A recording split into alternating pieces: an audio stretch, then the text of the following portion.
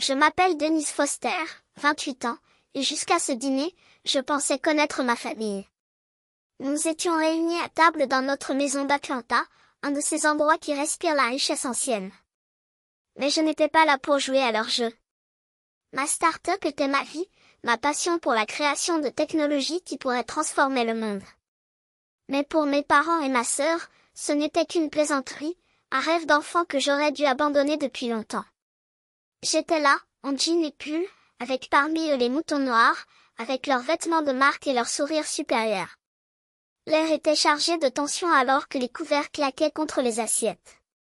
C'est alors que ma mère se pencha en avant, sa voix tranchante comme une lame. « Denise, nous venons de te soutenir », a-t-elle lancé. « Nous ne sommes plus votre banque. » Mon père hocha la tête, les yeux froids, comme si j'étais une association caritative qu'ils en avaient assez de financer.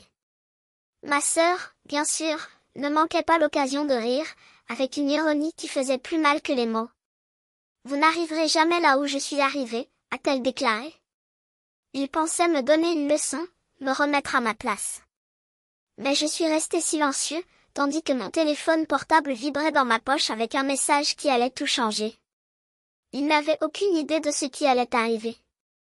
Si vous pensez que leur arrogance a duré, attendez. Cette histoire est sur le point de transformer leur rire en silence. Vous voulez voir comment j'ai utilisé leurs mots contre eux-mêmes? Ne manquez pas la suite. Alors que les entrées arrivaient à table, la voix de ma mère devint glaciale. Votre projet technologique est une perte de temps, dit-elle, coupant le bourdonnement des contacts de lunettes. Ses yeux se fixèrent sur moi, pleins de déception, comme si je l'avais personnellement offensé en poursuivant mon rêve. Elle s'appuya contre le dossier de sa chaise, son collier de diamants brillant sous le lustre. Tu as presque 30 ans. Quand vas-tu grandir et trouver un vrai travail? Mon père n'a pas perdu de temps. Il posa le verre de vin sur la table, le visage sérieux, comme s'il prononçait une sentence. Votre sœur réalise des transactions immobilières d'1 million de dollars, a-t-il déclaré en désignant Tracy, qui souriait de l'autre côté de la table. C'est un succès, Denise. Pas une application qui ne rapporte pas 1 centime de profit. Ces paroles piquaient, mais je gardais mon visage impassible, mes mains croisées sur mes genoux. Cela n'allait pas leur donner la réaction qu'ils souhaitaient. Tracy, bien sûr, n'a pas pu s'empêcher de pousser davantage. Elle rejeta ses cheveux en arrière, son bracelet en or scintillant, et commença à raconter sa dernière réussite. Je viens de conclure une affaire pour un condo au centre-ville, se vante-t-elle, la voix débordante de fierté. 7 chiffres, Denise. C'est le genre d'argent que tu ne verras jamais poursuivre tes rêves idiots. Elle a ri, un son aigu qui m'a retourné l'estomac. Tu vis toujours de nos restes, n'est-ce pas? Tu as toujours besoin d'aide. Ma mère hocha la tête, les lèvres serrées. Nous avons été trop indulgents avec vous, dit-elle en pliant la serviette avec une précision calculée. Tracy a raison. Tu ne peux pas continuer à nous aspirer éternellement. L'accusation a fait l'effet d'un coup de poing. Mais je n'ai pas été secouée. J'avais déjà entendu cela. Chaque réunion de famille, chaque vacances, le même scénario fatigué. Ils pensaient que j'étais le maillon faible, l'échec qui ne répondrait jamais à leurs normes raffinées. Mon père se pencha, la voix basse mais ferme. Il est temps pour toi de subvenir à tes besoins, Denise. Plus de filets de sécurité. Tu dois apprendre ce que c'est que de travailler pour quelque chose. Il parlait comme s'il avait bâti sa fortune à partir de rien, et non avec l'héritage qui a payé leur manoir, leur voiture, leur style de vie. L'ironie ne m'a pas échappé, mais je suis resté silencieux, laissant ses paroles m'envahir comme une vague de froid. Tracy n'avait pas fini. Il but une gorgée de vin, les yeux brillants d'amusement. Peut-être devriez-vous suivre mon exemple, dit-elle d'un ton condescendant, comme si elle parlait à un enfant. Obtenez une licence de courtage. Commencez petit. Contribuez vraiment à cette famille. Sa voix était pleine de mépris. Cette histoire de start-up est ridicule.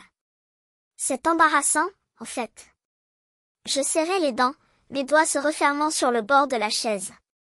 Ces paroles n'étaient pas nouvelles, mais elles furent encore plus douloureuses cette nuit-là. Chaque critique, un rappel de la façon dont ils m'ont sous-estimé. Pour eux, je n'étais qu'un rêveur, un fardeau, quelqu'un qui ne représenterait jamais rien. Mais je n'étais pas là pour discuter ou implorer leur approbation. J'ai senti le poids de mon téléphone portable dans ma poche, une promesse silencieuse de ce qui allait arriver. Ils pensaient qu'ils avaient toutes les cartes en main, qu'ils pouvaient dicter mon avenir avec leur argent et leur jugement. La salle à manger vibrait de leur confiance, de leur certitude arrogante d'avoir le contrôle. Les regards aiguisés de ma mère, le ton condescendant de mon père, le rire moqueur de Tracy. Ils étaient tellement sûrs d'eux, tellement convaincus qu'ils m'avaient remis à ma place. Je les ai enroulés. Je les laisse creuser leur propre tombe à chaque mot. Ils ne savaient pas que j'allais changer les règles de leur jeu. Alors que tout le monde levait ses verres pour porter un toast, mon téléphone portable a vibré avec un message. J'ai regardé l'écran, mon cœur s'est accéléré lorsque j'ai vu le nom de Margaret Lee, la gestionnaire du fonds d'investissement. Son message était court mais important, approuver des allocations mensuelles pour Edward, Nancy et Tracy Foster, $20 000 chacun. J'ai remis mon téléphone dans ma poche, sentant le poids de ce qui allait arriver. Leurs paroles dures, leur assurance arrogante résonnait encore dans mon esprit. Ils pensaient m'avoir humilié, mais la vérité était sur le point de les frapper durement. J'ai échangé un regard avec Shannon Reed à l'autre bout de la pièce. Mon meilleur ami et partenaire dans la start-up savait ce qui était en jeu. Il était à mes côtés lors de chaque nuit blanche de codage, de chaque présentation aux investisseurs, de chaque moment de doute. J'ai fait un signe discret et elle s'est éloignée de la conversation pour me rejoindre près du bar. « Ils vont recevoir un choc, » murmura-t-elle, sa voix basse mais vibrante d'impatience.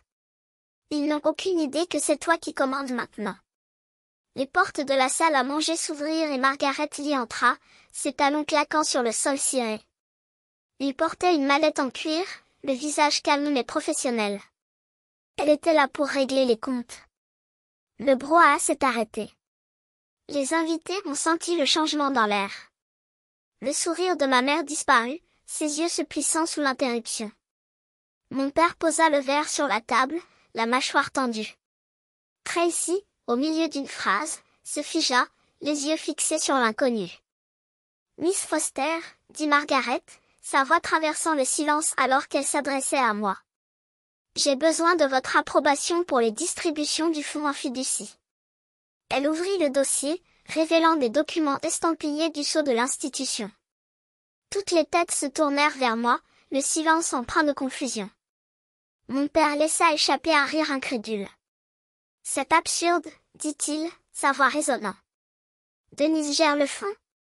C'est juste une rêveuse avec une application qui a échoué. » Ma mère est intervenue, la voix tendue. « Tu as tort, Margaret. Notre fille ne s'occupe pas de nos finances. Elle ne peut même pas s'occuper des siennes. » Tracy croisa les bras avec un sourire ironique. « Qu'est-ce que c'est? Une blague? » Sauvant la réputation de la famille, cracha-t-elle, comme si ces mots justifiaient tout. Comme si mon rêve était un fardeau qu'elle avait généreusement accepté de porter seule. Ses doigts blanchirent autour de son téléphone portable, l'écran affichant toujours le message d'erreur qui scella son sort.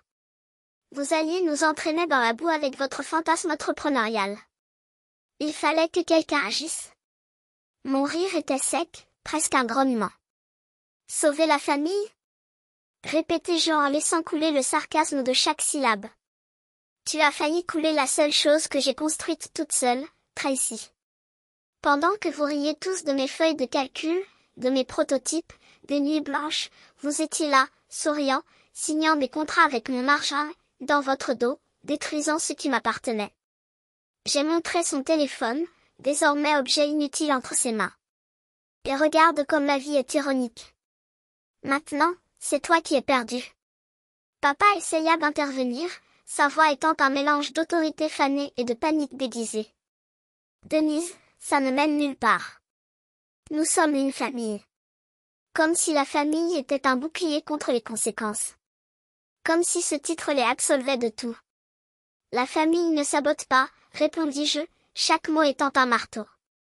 La famille ne rit pas des échecs des autres tout en vivant à leurs dépens. Mes yeux parcouraient la table, s'arrêtant sur chacun d'eux. Tu m'as traité comme une plaisanterie. Un enfant aux idées grandioses.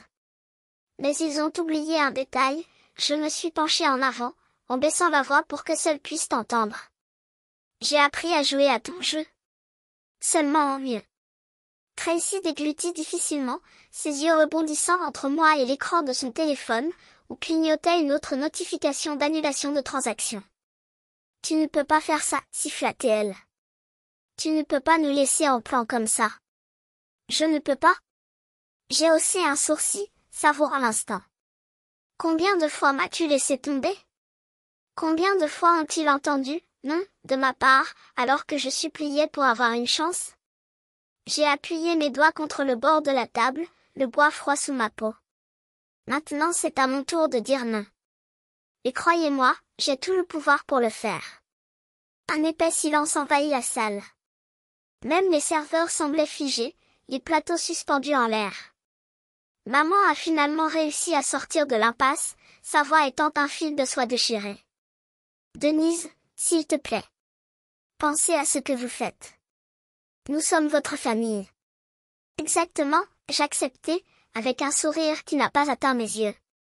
Et la famille ne tourne pas le dos. J'ai pris mon verre de vin en faisant tournoyer le liquide rouge à la lumière des lustres. Mais tu t'es retourné. Ainsi, à partir d'aujourd'hui, vous découvrirez ce que signifie vivre sans le filet de sécurité que vous avez toujours méprisé. J'ai bu une gorgée, savourant l'amertume des rouges presque autant que leurs expressions. Bonne chance avec les créanciers. Ils n'acceptent pas d'excuses aussi belles que les vôtres. Sa voix sur la messagerie vocale tremblait, écho fragile de la femme qui m'avait autrefois regardé avec dédain. Denise, s'il te plaît. J'ai juste besoin d'un prêt. Jusqu'à ce que je me remette sur pied. Comme si j'étais l'imbécile qui croyait encore aux promesses creuses. J'ai supprimé le message avant qu'il ne soit terminé.